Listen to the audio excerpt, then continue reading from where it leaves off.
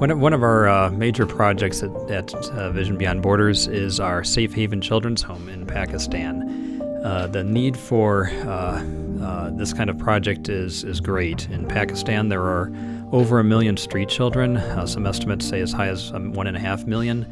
And these children, not only are they facing the struggle to survive on the streets and without any kind of welfare system or support, they also face a huge problem from sexual predators. This is something you can look up online, and it's not easy reading, but Pakistan has a huge problem with people preying on these children in horrible ways. So this has been near and dear to our heart to do all that we can to help the children there. Let me just tell you about one of the children at the home now, named Musa. Musa, when he was living with an elderly grandmother, really too old to take care of him, so he was on the streets alone all the time. And one day he was on the street, and a man came by on a motorbike and insisted that he was his brother, and said, "You have to come with me, I'm your brother, I got to take you home."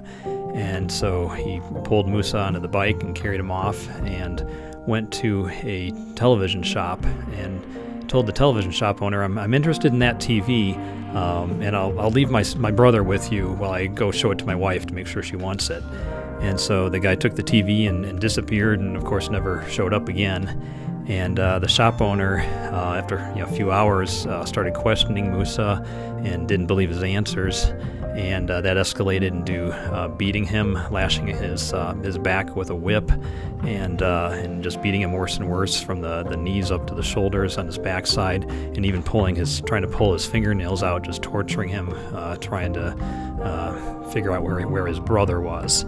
And so Musa he knew enough to pray. He called out to God for help, and fortunately a passerby on the street heard him and intervened and rescued him.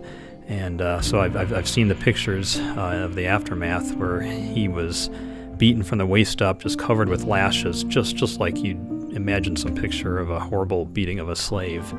And from the knees to his waist, his backside was just beaten black and blue, not a square inch of normal skin. And so that just really drove home for us the need to do what we can to rescue these children. And so we've been blessed to have a couple that's willing and able to go in and start Safe Haven.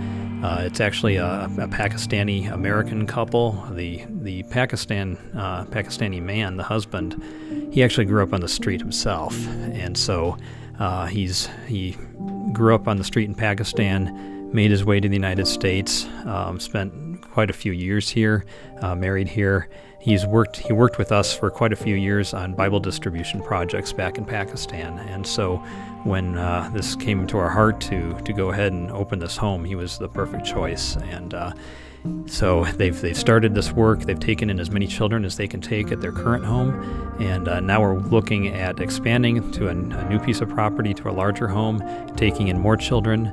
Hopefully, God willing, we'll find other people that will step forward and also be willing and able to start children's homes. We'd really like to see this ministry expand, because the need is so huge. And it's just such a dramatic opportunity to share the gospel and share God's love with people in Pakistan. So we're excited about it, and we're just looking for support, for sponsors, for people that will step up and help us in this work.